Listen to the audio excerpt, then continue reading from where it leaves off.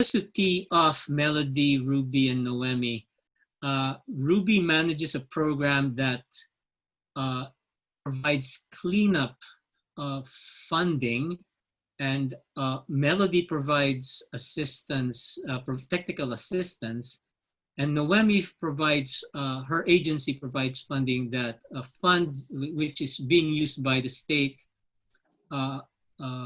for their Brownfields program, as well as the City and County of Honolulu and HART.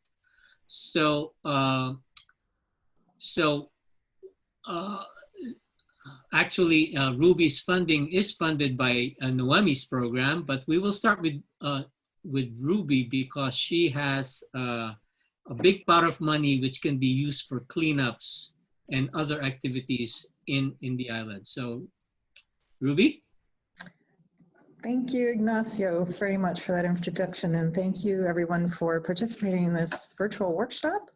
My name is Ruby Edwards. I'm a planner with the Land Use Division in the State Office of Planning, and I want to also thank the Department of Health organizers for allowing us to make this presentation on the Hawaii Brownfields Cleanup Revolving Loan Fund. For those of you who've been in brownfields in Hawaii for a long time, there's nothing really new to report on the program. For those of you who are new to brownfields in Hawaii, I'm just going to give you a really quick high-level overview of the program, how it's structured, eligibility issues, loan terms, and funding availability and contact information later. So next slide, Ignacio.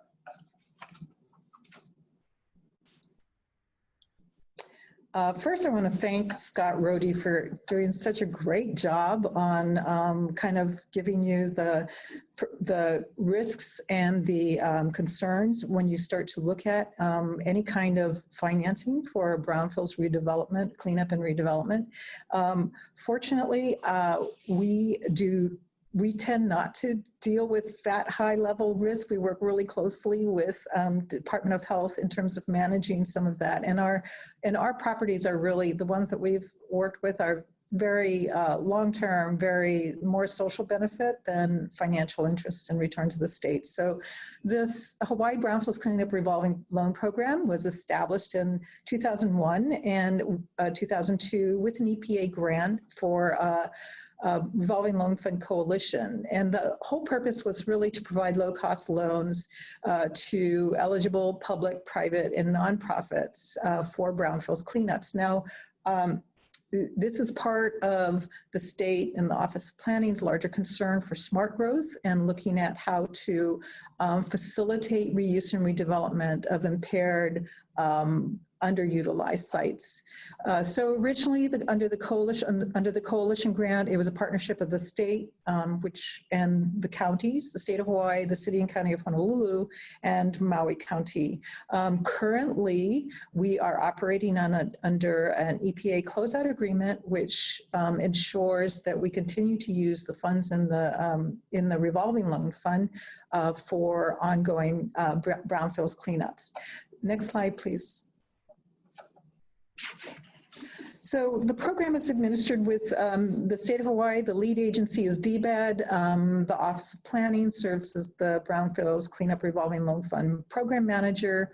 We rely really, really heavily on Department of Health Hazard Evaluation Emergency Response Office to serve as our technical advisor and site manager, Brownfield site manager. So they work very, very closely with the borrowers, environmental consultants, and professionals, so to ensure that the cleanup is planned properly, designed properly, and executed properly. We rely on funding, a fund manager, loan service, loan application review from other DBED financial managers. We currently have, we still use a award committee that makes recommendations to the Office of Planning regarding potential loans to be issued. Anyway, next slide, please. So this is really familiar to all of you who are familiar with EPA Brownfields grants. It's really very straightforward. you can't be a PRP. The loan applicant must not have caused or contributed to contamination of the property. And that means also that any prospective purchasers in acquiring a site have to have done due diligence, and at least done a phase one, to demonstrate that they've done due diligence and that as a bona fide prospective purchaser. The loan applicant generally has to come in with some amount of site assessment work already done with estimated cleanup costs to be able to put together a loan application to identify what the amount of funding that would be required. And the cleanup must be capable of completion within 12 months. So next slide, Ignacio. Again, site eligibility, right now we're hazard substances, contaminants, and pollutants. You can be commingled with petroleum, that's okay. Those sites are eligible. Excluded sites, you can't be on a national priorities list. You can't be under any kind of enforcement action from EPA under CERCLA, and you can't be under no federal lands or tribal lands, or except for tribal lands, are allowed to receive funding under these funds, with these funds. Next slide, please. So eligible costs include any kind of technical oversight costs that might be charged by DOH as part of their voluntary response program participation. It'd be preparation of cleanup work plans and cleanup costs, of course, community involvement plans and associated activities, and environmental insurance, any kind of public health and safety requirements, and then, of course, any kind of, confirmation sampling, not site assessment work, but confirmation sampling. Go ahead and next slide, Ignacio. So we are allowed to do below market rates, loans at below market rates, and typically, but not less than 0%. And typically we have charge no interest. So, and we are also allowed to discount the principal, the loan amount, 30% for nonprofits and 20% for government agencies. The loan terms are flexible and they depend on conditions. They're structured really to whatever's going to make a project work to meet the program objectives or goals for that particular cleanup. And the loan amount is typically limited only by the availability of funds in the loan fund. Next slide, please. So the process really is very fluid. It's usually the HERE office frequently, or EPA, or someone will refer a potential applicant to us, or either before or after consultation with DOH. Application, if they want to move forward with a application to the loan program, application review and award typically can be anywhere from 3 weeks to 2 months, depending upon the complexity and how much of the cleanup planning has already been completed. Basically, we require that DOH has some sort of an agreement with the borrower, which allows DOH to be an active participant in the cleanup. So they're reviewing the work plans, reviewing sampling plans, they're looking at any kind of environmental documents that are being produced. So DOH works in that capacity through the duration of the site cleanup, and at the end of site cleanup and the completion of the cleanup or remediation activities, they will either issue a letter of completion or no further action letter, and loan repayments start within 12 months of receipt of that DOH no further action or letter of completion.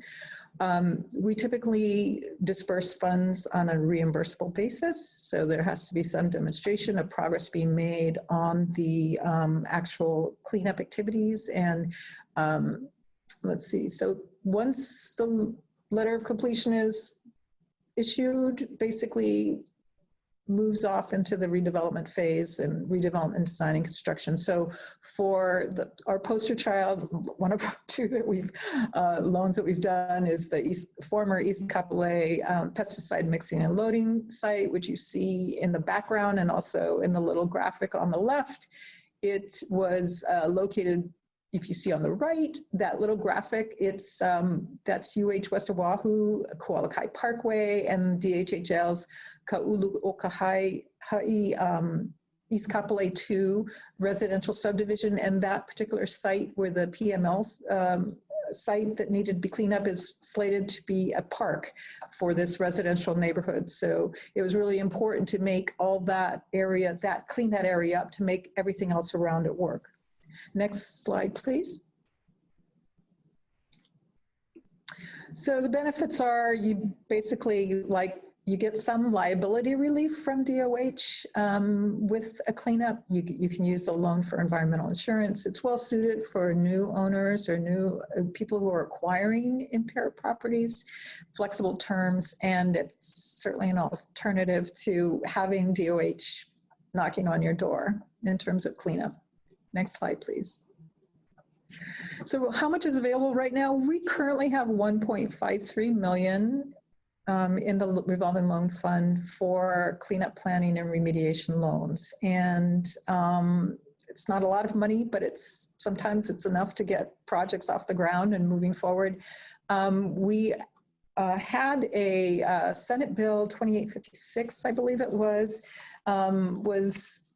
in the legislation was pending this past session, and we were attempting to amend the enabling legislation to authorize the use of funds for subgrants and clarify that they could be used for site assessment work as well. And unfortunately, that was one of many bills that got caught up in the that were not taken up as a result of having to pivot to COVID-19 response. So we will be resubmitting that bill in the 2021 legislative session, and hopefully we'll be able to free up those funds for subgrants, which seems to be where most of the need is, at least from the applicants that the inquiries that we receive for the revolving loan fund. So we've had like $2.75 million loaned out from the initial $2 million grant. We had $2.3 million in funds repaid to the revolving loan program, even with a discount of 20% to the DHHL for the East Kapolei PML cleanup, and 30% to the Hawaii Island Development Corporation for their Kumakua affordable housing, self-help housing project in Hawaii on the Big Island. Next slide, please. So Ruby, what kind of projects are asking for subgrants? We have city and county is looking at possibly trying to redevelop a parcel along the Pearl Harbor, adjacent to the Pearl Harbor historic trail, that they want to redevelop into park space. We have had inquiries from affordable housing developers that are trying to, nonprofit affordable housing developers that are trying to get projects off the ground, but just loans are not an option for them. Okay, so contact information, you can contact myself or you can contact Melody Kalasay. She's a great partner. She's always bringing us people who are interested in additional funding. So please feel free to contact us for more information. Thank you, Ruby. And that's a perfect introduction to Melody.